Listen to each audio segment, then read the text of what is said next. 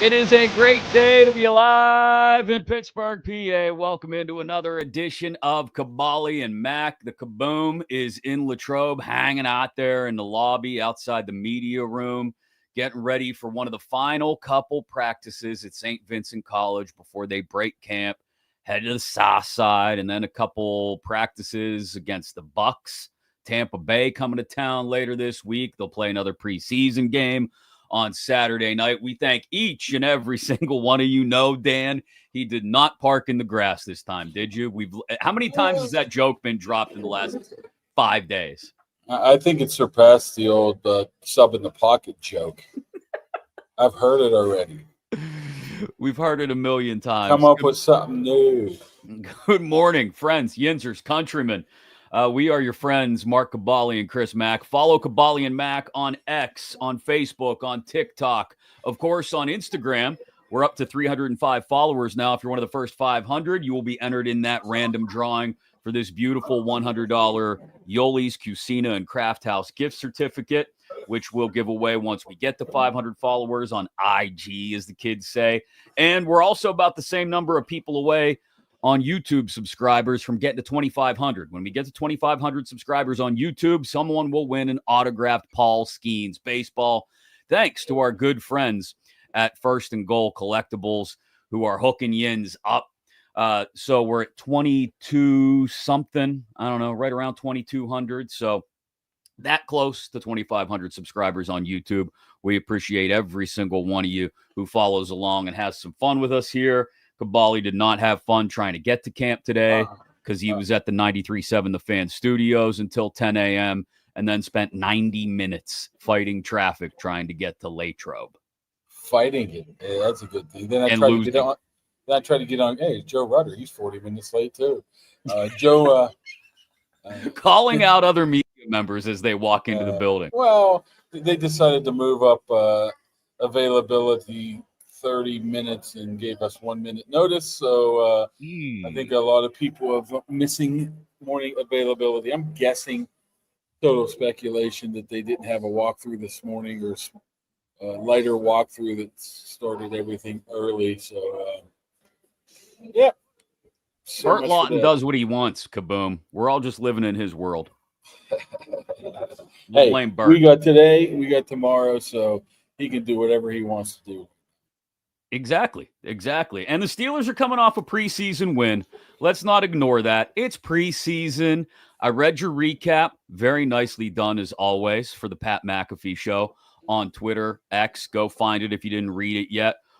I mean, the first drive, perfect example of what this offense is capable of. We got a tight end down the seam. Look at this. Big Darnell Washington with a touchdown catch on a perfectly placed ball by Mason Rudolph. That first drive from Mason in the offense, chef's kiss. Not only him, Arthur Smith put together, okay, they didn't game plan for anything, but he was calling the right plays. They were getting the ball out quickly. You have to give Arthur Smith a lot of credit there, too. But, boy, where have I heard somebody just beating the drum for Darnell Washington for the past about 5 months? Yeah, you know, it seemed. Did I point the right way? Should I point that way? I'm not sure which way I'm supposed to point. Give you the old Scott Hall point. I was down on Darnell his first 2 years because I didn't view him as nothing more than a blocking tight end with bad knees. If he was going to get through that first contract, he was going to be lucky. He shows up in April for OTAs almost immediately. I'm like, whoa, this dude's different. I mean, and he not just different looking, but just how he was playing, running routes, maybe confidence. He pushed that into mini camp. He pushed that into training camp, and we see the fruits of his labor have now come to the forefront at a preseason game, and can't ask for anything more than that, man. You're talking about prior move, Jonnu Smith being the tight ends. This guy's all of a sudden emerged as a potential weapon. I mean, we've been saying it I know you've been on the Darnell Washington train all spring and summer because, like you said, he came in looking good. I've been on the Darnell Washington train since the first time I saw him practice in Latrobe a couple years ago, and he was making toe tap catches in the back of the end zone. It was during positional drills, but still, the dude is so much lighter on his feet running routes and catching the ball than people, I think, give a guy of that size credit for. I mean, he's freaking bigger than Broderick Jones, but he runs like a wide receiver. He really does. I mean, he's not going to drop any 4.340s on you, but look at that route down the seam. You wrote about it. He presses it just a little to the outside and creates some space for Mason to drop the ball in over the top. It's perfect. Yeah, it was absolutely perfect. And this is what we've seen all summer from the man. And we tend to forget that maybe his best attribute we did not see on Saturday. The guy that can block anybody in the league.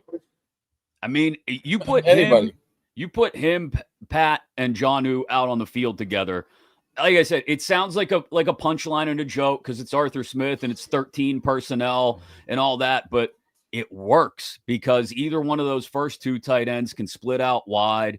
You've got DK on the field as well, I would presume, in those situations. I don't want to say it doesn't matter who the back is, Warren, Caleb Johnson, Kenny G, whoever, but you can do anything from those formations. You can run because, like you said, Washington can block like a tackle, and you can put 5 guys into the pattern too and have plenty of options for Rodgers or Mason in this case to choose from. You have a very, just let's say with Aaron Rodgers, a very seasoned and smart quarterback that can get to the line and diagnose the play real quickly and say, okay, I see what their personnel is and I see what ours is. We can instantly get into a matchup that we'd like to see right away. And, it's just a little bit extra added bonus they have with Aaron Rodgers. I'm not saying Mason couldn't do it, but Aaron has been in this league for 20 years for a reason. Yeah. He's pretty good at that. Mike Tomlin answered the question finally over the weekend of why he was so comfortable waiting on Aaron Rodgers this spring. We'll get to that a little bit later in the show. But even though it's just preseason, you still got to be happy when you see cool things happen like this.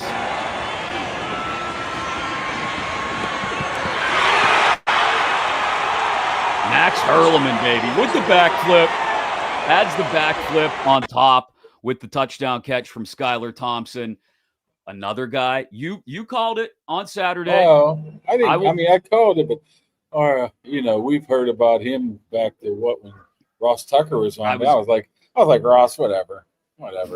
But then you see him, and you see him making those plays every single day again. It was just a matter of time before he did it in the game. So he's athletically gifted, man. Like he can do a lot out there. Well, he's not going to make the 53 man, but boy, he's a valuable asset to this team when they want to practice. If you want to play corner, he can play defense. He's punt returner, receiver, running back. You can see how athletic he is. So he's destined for the practice squad. But once again, maybe training camp, we dismiss it too easily. But when you start seeing certain players continue to stand out, they normally show up in the preseason. I mean, Mason has been very good in training camp too. And right. Look what he's been able. But you don't want to get out over your skis here, right? No, I learned that 2 years. That's tough. It's tough because they want to pump the brakes. But when you score 35 in the preseason opener. Yeah, but they only had 14 with 10 minutes left in the game. So I know, but it still feels good to watch the offense look good, especially on the first drive, like you said. Thanks to Southwest Greens for supporting the show as well here on Kaboly+Mack.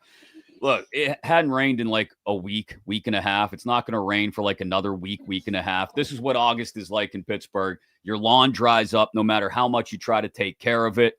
What if you didn't have to water it?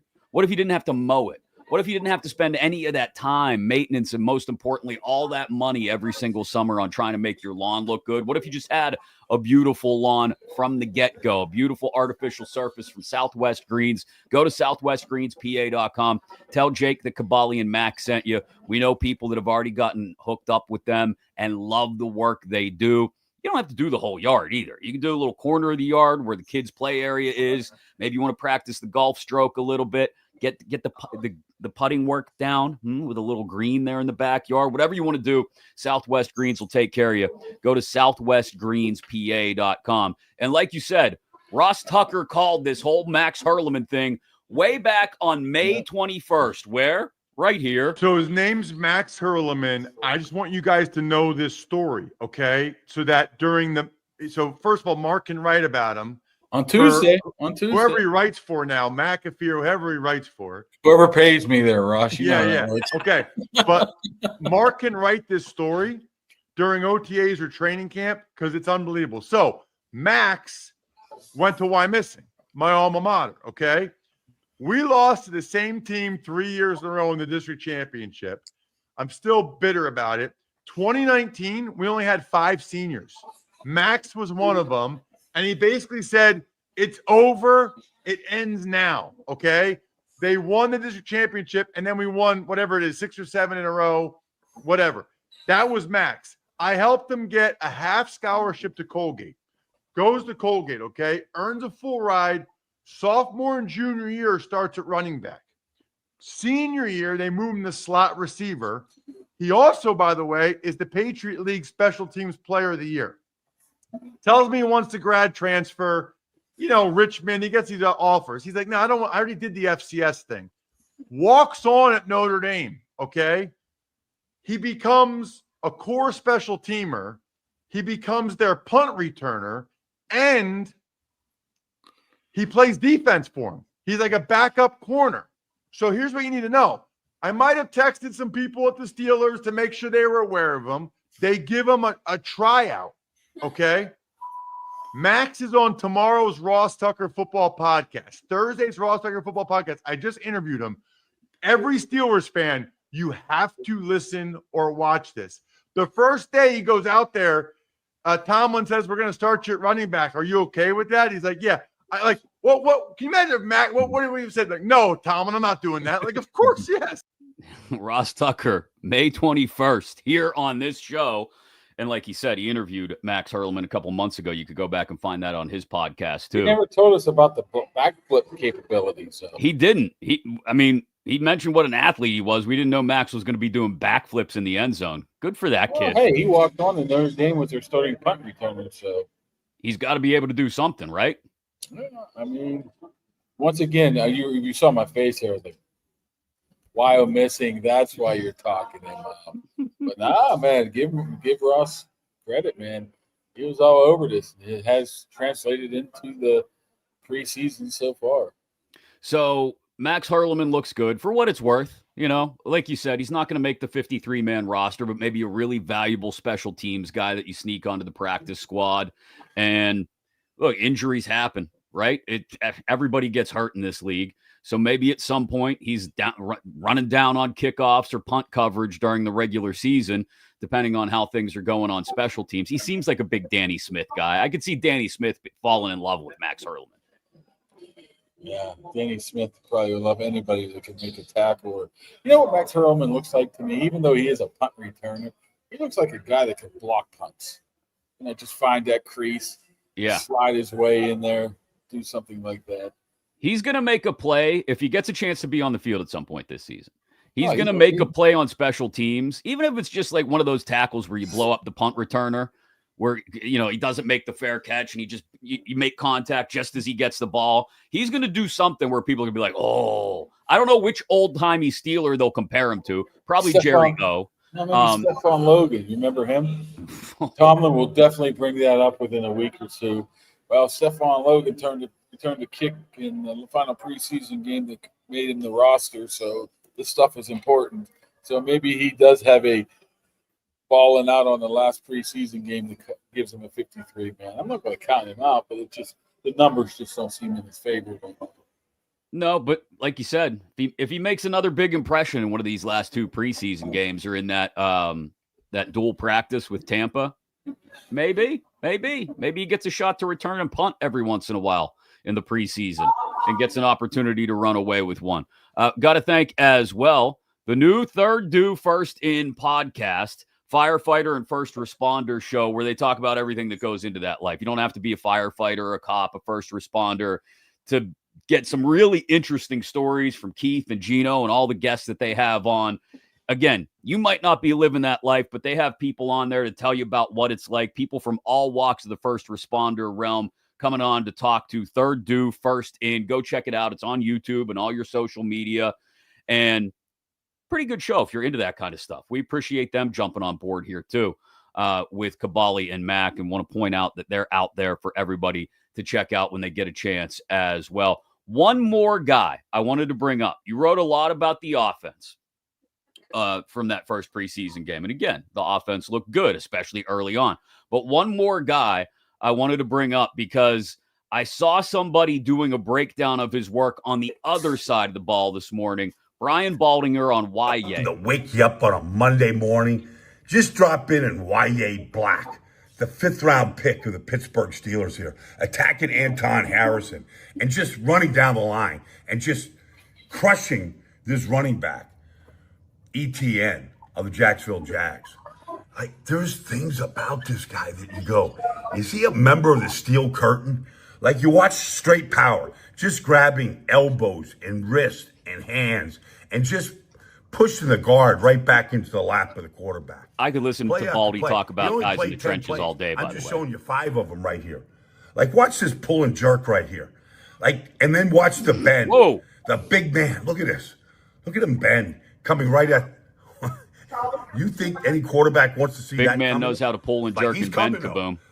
This is the steal in the 5th round right here. You can tell already. Like, you watch this. Like, he turns Bigsby. Watch Bigsby. Watch what he does. Like, here he comes. All right? Got that gap. Now let's go make the play. I mean, Bigsby looks like he's just crash test dummy material. Great stuff from Baldy. What'd you think of the defensive line? Because there was no Cam, obviously, no TJ. Again, hardly any starters played in this thing. Keanu Benton, though, we talked about going into the game. Derek Harmon got to play, and we saw Baldy going off on YA Black there. First of all, let's put this in perspective. If YA Black is still the 5th round and Will Howard's still the 6th round, they got all the steals. Jack Sawyer's is still the 4th round. I think that's pretty good shape they're in right now. Maybe we're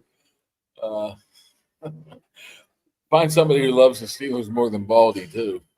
True. He loves linemen. Yeah, he's up here every once in a while as well. I forget what your question was. What was it now? Just the defensive line. How'd it look? You watched every play of this game. You were down at Archie's for the watch party. I was at a country concert. Oh, I had some good wings too, man. Jealous of them wings. I had the spicy, what is it? Sweet and tangy, the buffalo, the Duquesne, a couple irons. What's the Duquesne? I haven't had it. Tastes very similar to Chick-fil-A sauce, but a large twist on it. Ooh. Couple irons, Iron Cities, Icy Lights, actually. To be honest with you. Good work by you. No, seriously, I did. I'm complimenting you on the fine work. I was going to go Iron City, but I don't think they had that in our draft. Whatever, I digress. I don't think the defensive line played as much to get a huge read on them, especially Derek Harmon. I don't think would he play less than 10 snaps. Yeah, but YA only played 10. Yeah, so it was really hard to be able to tell what they did. And their second line, defensive line are just a bunch of names right now. I think Loudermilk played pretty decent, but I really don't think you come out of that game pointing at the defensive line and knowing anything more than you knew going in. You knew YA Black was good. You knew he could bat down passes. You knew he was strong, big, fast. You knew Harmon wasn't going to be overwhelmed, and I think we came out of there with that same feeling.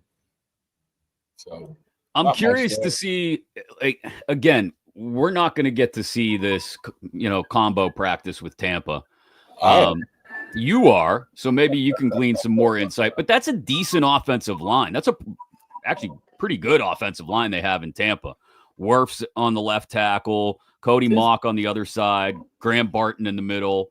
If they're able to get some time, these defensive linemen like Harmon, like YA Black, even Benton, and do some damage against what I think is probably a much better offensive line than what they saw in Jacksonville the other night, then I'll start to feel better about them going into the regular season. Yeah, I mean, obviously you didn't have Cam Hayward, which is a monster piece there, and I'm trying to look here now as we speak of how many snaps certain people got defensive line-wise. Black had 10. Benton had 8. Who else am I missing here? Harmon. Where is Harmon? Harmon had 32, so maybe he Okay. did play. I don't think Harmon then that's not a good sign. If you really didn't notice Harmon and he had 32 snaps, that's 50%, half the season, half the game. So, but I don't know how much they ran the ball too as well. I'm not really worried about that right now. I would be more if you're looking at something you want to within the trenches is I think the offensive line played much better than probably the defensive line. And that's probably where you need it more right now than anything else because that was the bigger question mark, I think. Broderick Jones look all right to you? Well, I mean, they pass block. He only played like 15 snaps. Both of them, him and Fautanu. I don't think they allowed any pressure whatsoever. Fautanu had the hands to the face, but whatever. Stuff happens. I think both of those guys are better run blockers than pass blockers. However, they probably pass block 75% of the time, and they were pretty flawless. So that's a good first step right there. I mean, I don't think you could say anything negative about either one of those two. I'd much rather see them go out there and pass block and be good at that right now than run block. Because I'm pretty sure that both of them can handle their own. So it's a good start with those guys. But even Spencer Anderson, I thought, played pretty well. And obviously, Frazier. They got him in there for what, 2 series? Yeah. Yeah. That's fine. This is an interesting question from Justin that I think might overshoot the mark just a little bit, but it does bring up, he says, if YA played way less than Derek Harmon, could YA Black potentially overtake Harmon? I don't know if that's the question. I think the question might be more along the lines of, given what kind of fronts they're in, knowing that they very rarely play 3 down linemen. Honestly, I don't remember YA Black playing much nose at all in this camp. So maybe it's even more of a valid question. Yeah, it's more depth right there. If you're on Harmon, Hayward, Benton, Black, and all rotate in at those 2 down linemen type of positions, especially when you're going to definitely play 5 buzzsaw. Just flip me off. Who flips you off? Yeah. Adamski just flipped me off. Adamski buzzsaw. Yeah, he's always late. He's only an hour late today. Well, I mean, he needs prep time to come up with those really long questions. No, he probably food. He makes it just in time for lunch. Mike. But what I'm saying is you're going to go a lot of sub packages, 3, 4, 5 defensive backs. You're only going to have 2 defensive linemen, 2 down linemen, right? 3 techs. So then, like I said, maybe that makes Justin's question even more valid. Yeah, I don't think he's overtaken. I think it's just going to be more share. Yeah. More snap share between the 2 of them, maybe. Mike jumped in to say that Max Hurleman was very impressive. Mike, if you're jumping in late, we did an extensive diatribe on Max Hurleman earlier. You can always catch that once the video is totally up and archived on YouTube and on X and wherever you get it. But yeah, Hurleman, a fun story on the offensive side of the ball. Definitely. Thanks, as always, to everyone that supports the show, including each and every one of you watching out there, but also our friends at Impact HVAC. Kaboom said it, I think, before the show started, but it's hot out there. Not just at Latrobe, everywhere. The last few steamy throes of summer over the next couple of weeks, and you don't want to be sweating your ass off in your own home. You want to have somebody come out and make sure the AC's running all right, everything's good.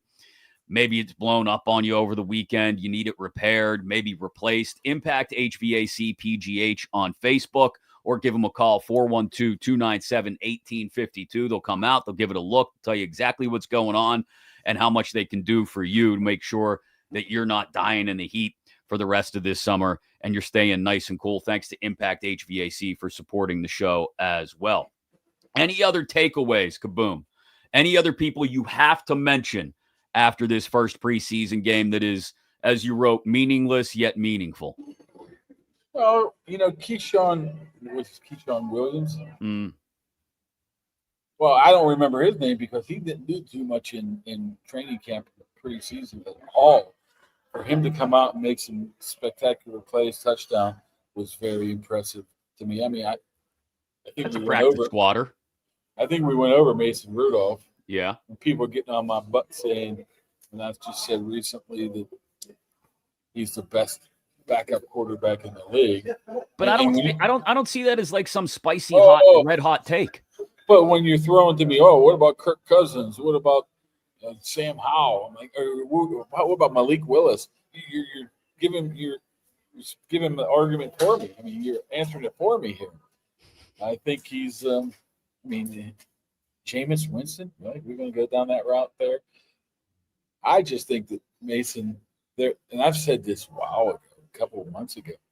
This probably is the best quarterback room they've had in some time. Probably back to maybe their Super Bowl year of the Batch Leftwich, Dennis Dixon, Roethlisberger area. I think that's how good this room is right now. Because even if you do, and I know there's a lot of criticism still on Mason. Well, he's a short-term guy. Look what he did in Tennessee last year. First of all, Tennessee sucked last year. I mean, you could have got Dan Marino and Joe Montana have kids. Wait, What? You can have the brother of Dan Marino. And I don't think they can do that. Okay. I don't think that's possible. You can have Dan Marino having a kid with Joe Montana. You can have all the reassignment surgery in the world. I don't think Joe Montana and Dan Marino can have kids together. You can put together Dan Marino and Joe Montana and Joe Elway, and it wouldn't have won in Tennessee last year, right? It just wouldn't have won. And the last time we saw him here, he had 3 very good games, and he had a decent game in Buffalo under those really bad weather conditions right now. How do we know he can't do it for the season? We just haven't seen it. He's progressively gotten better and better and better. Aaron's still your guy. Aaron still gives you the best chance to win the division, still gives you the best chance to win playoff games. But if you throw Mason in there, God forbid Aaron Rodgers gets hurt again on play 1 or 2, I think they can still win 10 games with Mason's your starter the whole year. That's why nothing against Aaron. That's just saying how Mason has improved his game over the last 3 years. That's why I was excited to see Mason do so well early and then get out of the game, because I know I sounded like I was suffering from paranoia over the last few days, but I did not want him out there because I want him healthy as well, just in case something should happen to Rodgers during the regular season. 41-year-old quarterbacks, doesn't matter how healthy they are and how good the protection is, can still get hurt. And when they do, if you don't have, as you've called them, the best, and I agree, the best backup quarterback in the league, you're going to be in trouble. So Mason goes in there, goes, 7-7 or whatever it was on the first drive? 9 of 10 overall. But, they put him in position where he wasn't at risk very much. I know anything can happen. But he was getting the ball ready on time, out. So as long as he does that, I think he'd be pretty safe of taking a big hit. But how many times do you see a quarterback take a big hit then get hurt? Usually, it's more about this. It's more about like the soft tissue stuff. Like you go to scramble out of the pocket and you bust a hammy. Unless you get a concussion, right? Which is always a possibility too. So. I think you have to be happy, like you said, with the way Mason played. You feel good about that. I don't think he needs to see a ton of reps. Who's saying hello? What's up, dude? How long are the questions going to be today, Buzzsaw? He's ripping on you. He said, how long are your questions? He said, how long are your questions going to be today? He said Graves isn't here, so he has to pick up the slack. That's fair. Graves is off covering gymnastics in New Orleans. There's worse places to be in the middle of the summer than New Orleans. Good point. A lot of this stuff that we're talking about, the first couple of drives on offense from Ja Brony was against the starters on Jacksonville too. So I think you feel good about that. Lots of good things to take away from the first. But let me ask you a question here. If they do play some of the starters, maybe not all of them against Tampa, and crap the bed, do we just feel totally the opposite now? No, I think it brings us back to equilibrium if that were to happen. I do think, like, it's good to see all the depth, like you say, all the backups play well, especially the ones that played against Jacksonville starters. Like, that's great. It's all well and good. And 31 points in the preseason opener for a team who has their questions on offense. It's all wonderful. But we do have to pump our brakes just a little bit. Like, my kid was trying to bet me yesterday, and I took the bet. I'm not going to not take the bet that they're going to win the division and have the best record in the AFC and blah, blah, blah. I was like, okay, buddy, that's fine. Let's put your money where your mouth is. And I gave him some decent odds on a couple of those bets. But yeah, it's just, let's pump the brakes. I mean, it could have been much worse, right? I mean, what I saw out of the game too is I don't know if you could tell this or not. I could tell, you know how they always talk about we want competition at every position. Right. Obviously, that's not really the case with the top 18 or 19 players.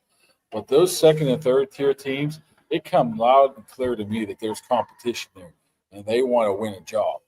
You know, they're close, so they better ball out, or they're going to be hitting the road here.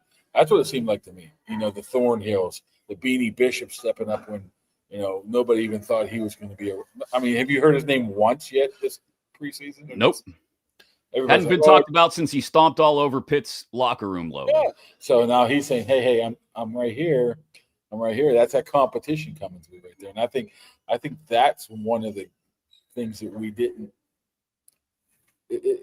it's noticeable, but you have to think about it. Like, yeah, you know, I noticed that now that even some of the offensive line guys, the secondary guys, the wide receiver, the second tier wide receiver guys.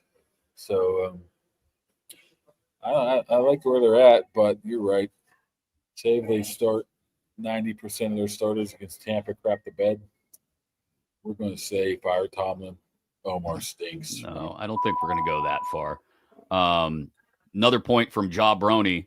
Good sign that this Arthur Smith offense is looking as good as it did early on. I know that's another guy you brought up. First touchdown since like ever? Is that his first drive touchdown? Arthur Smith? It might be. I didn't look at the preseason last year. I can't remember now. But if it is, it was kind of flawless. Yeah. Maybe they did game plan. They're going to say they didn't. You don't game plan for a preseason game, though. You have your top 10 plays for that first top. I mean, they threw the ball 7 times. You don't think that was by design? Well, I do. No, you can have some design to what you want to do, but it's the old Tomlinism of we're not worried about what they're going to do. We're going to do what we want to do. And I think when you go into a regular season game plan, you're looking to poke holes in the soft spots on the opposing defense. When you go to a preseason game, you're not even thinking about the opposing defense and who's out there and what it looks like and all that. You're going into it saying, okay, we want to work on these things that we want to do. And those things look good, especially on the first drive. Yeah, you're right. So you can't have a problem with that, I don't think. Thanks to the Dan Heck team for sponsoring the show as well. We appreciate them. HeckTeamHomes.com, HAECK, HeckTeamHomes.com. We appreciate them supporting Kaboly and Mack as much as they do. You need to buy or sell a home in the Pittsburgh area. They are the people you need to get a hold of. HeckTeamHomes.com. They are waiting for you. Dan, Michelle, Jeremy, Corey, John, Keith, Heather, Mike, Tia, the whole team ready to help you find the perfect home for you and your family. HeckTeamHomes.com, HAECK, the Dan Heck team. We appreciate their support of Kaboly and Mack as well. All right, one final thing I wanted to bring up today. Now that we're done breaking down the preseason. Well, you know, one thing we didn't talk real quick. What? Caleb Johnson. What's your view on him?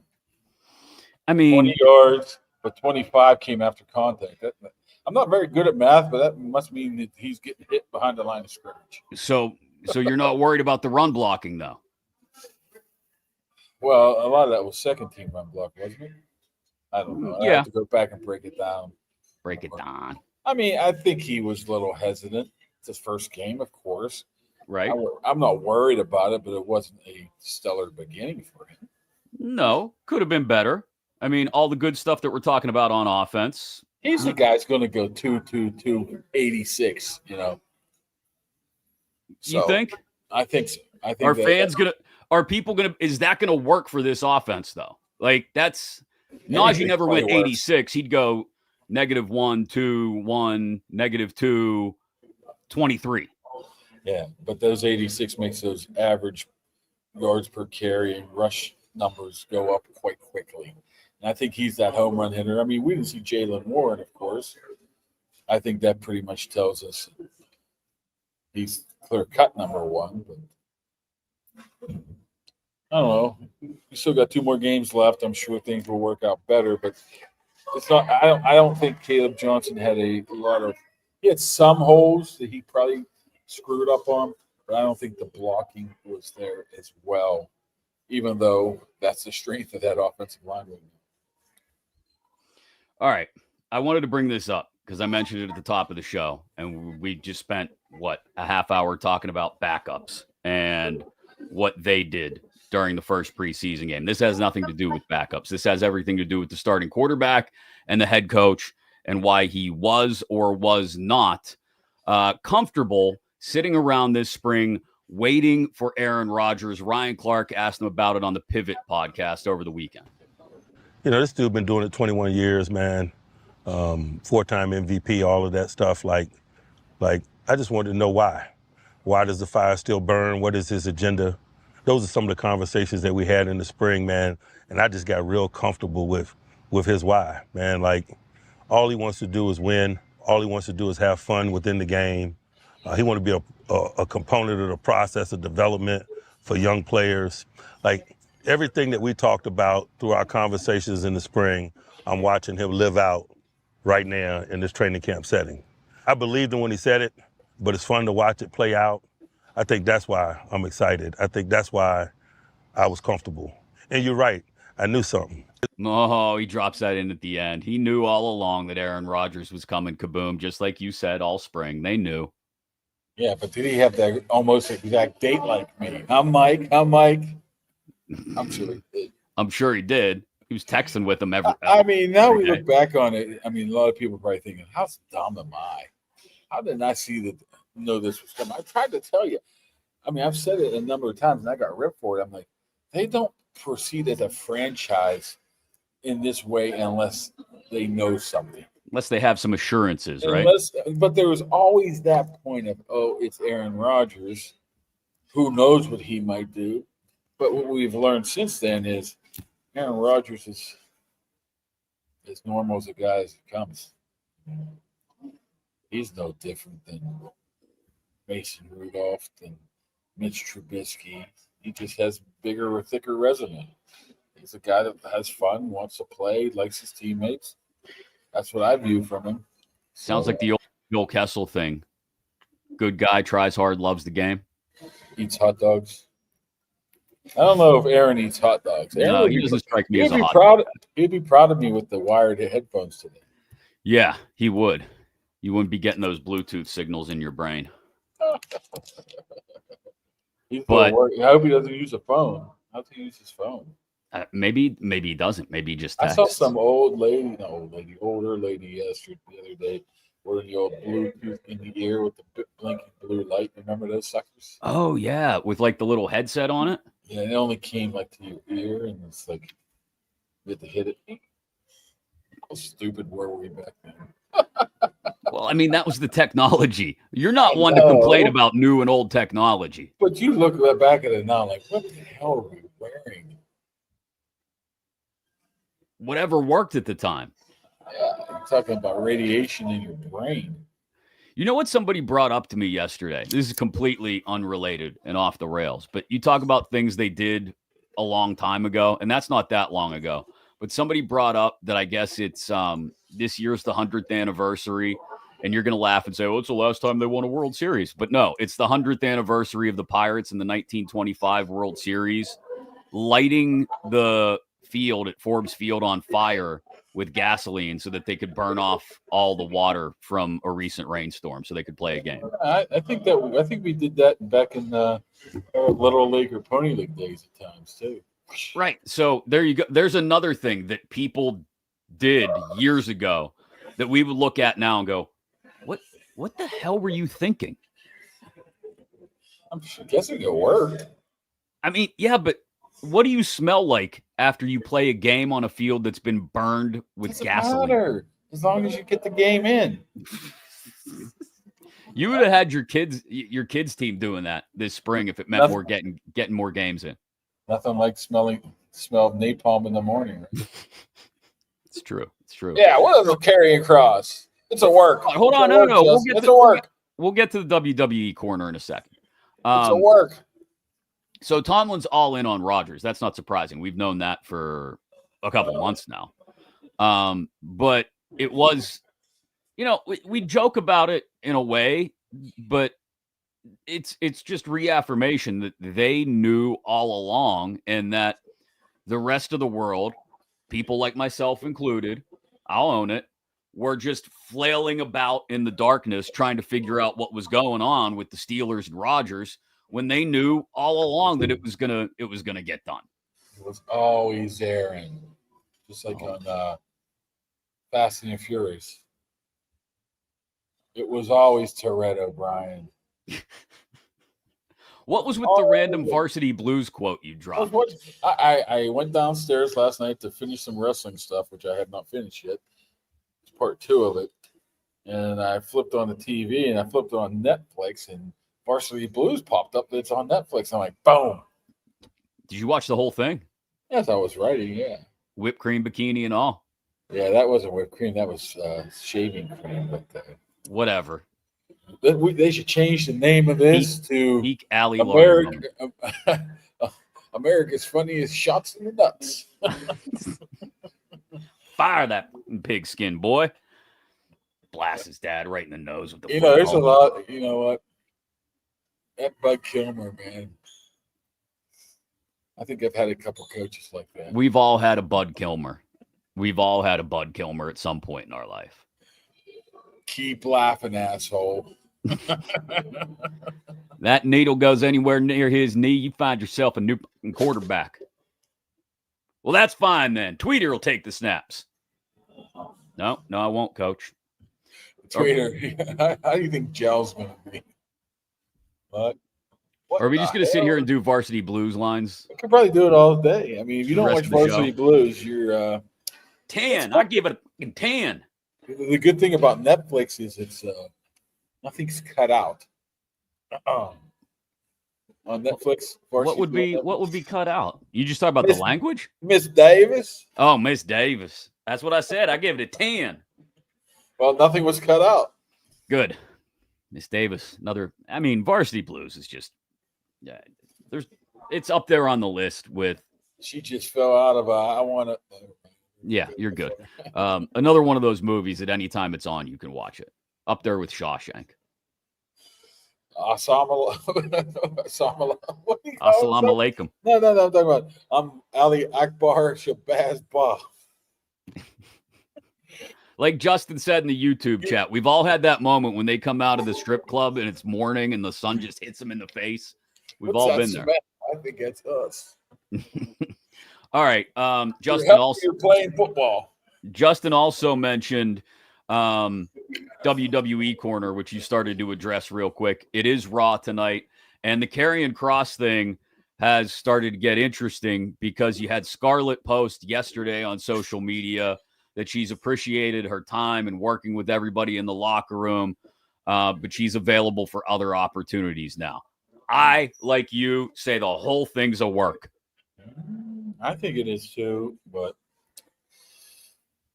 I don't know. The thing is, I don't know how long it's going to play out until we find out it's a work. What I'd like to see is a NWO version 2, and I'm not talking about a faction. Just a guy just shows up. Well, how about he shows up on NXT? How about he shows up at TNA? How about he comes back here? How about he's anti-establishment, anti-trips, They need to that's exactly what they need to do. And I think not just doing it on the secondary shows, like you said, like NXT and TNA and all that, but if they do it, I mentioned this the other day, I think. If like Bubba said on Busted Open Radio the other day. I think Bubba's tremendous on that show. But he's I know you don't watch LFG because your YouTube package won't allow A&E. Well, I love him on Busted Open. He's great on Busted Open. Not as good as LeBar, but Yes. No, nobody's as good as LeBar. But what he said on Busted Open last week was the way you play this whole storyline out is on social media. Don't even put it on TV. Let it play out on social media. And when the time is right, when the groundswell has built to such a point, and he mentioned an angle of having Karrion Kross go out and get signatures from WWE fans that they want him back and all this stuff. That's one way to play it. That just seems too. That seems a little too corporatized and cheesy for me. Needy. Yeah. What I need is, like you said, have Kross start to show up at stuff and try to bust his way in. Like the old school when DX went to the WCW building in Virginia when they were both doing shows in the same town on the same night and were banging on the loading dock door. Have Karrion Kross do that, but at WWE events, and just conveniently be there to cover it, and it gets posted to social media somehow. And before you know it, it's the groundswell gets even bigger and stronger. And after a month or two, he's doing the same thing at Raw and SmackDown. He's banging on the door, insisting on being let in. And before you know it, he does get in and he attacks someone in the ring. There's a way to really slow burn, long play this thing out. Yeah, they have to have some sort of decent storyline or it's going to fall flat on his face. And Justice said Scarlett is making an appearance. That's perfect, man. That's exactly they are that very into smart. It. That's very just like they didn't announce that his contract wasn't renewed. They moved him into the legend section on the website, and they know damn well these people are on that shit like that. Boom, boom. Yep. Now it's everywhere, right? And so you don't have to smack somebody over the head with this stuff. Very subtle, very, very, very subtle. You watch.